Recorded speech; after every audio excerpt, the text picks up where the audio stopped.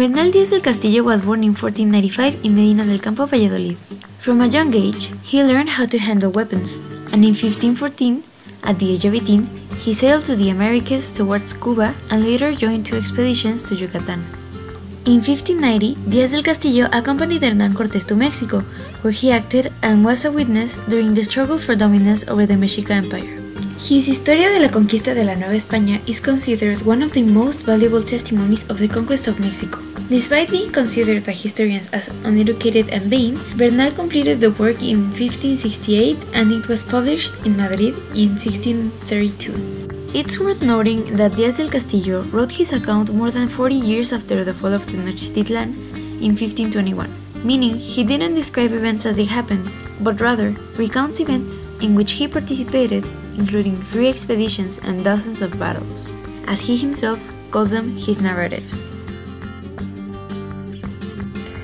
The text is a true history of the conquest of New Spain, and it blends events that happen in reality with Bernal del Castillo experiences during the conquest of Mexico. Bernal del Castillo aimed to share his personal experiences during the conquest, not to provide an objective historical account. He wanted to create a vivid and authentic representation of the events, including many detailed anecdotes that made the history feel more real. The text was completed by Díaz del Castillo in 1568, but was not published until 1632 in Madrid. The text is significant because it offers a detailed personal perspective of the conquest, shedding light on the first-hand account of the events through the perspective of one Spain anonymous soldiers. It provides vast anecdotes and insight that complement those like Francisco López de Gomara. The text contains strong personal bias, as it is based on Bernal's own experiences and memories, meaning it is not an objective account. He often emphasized the authenticity of his experiences, including details that others might consider unnecessary. The narrative is also filled by the author's emotions, such as nostalgia and the desire for the conquest to be remembered in a meaningful way, which influences how events are described.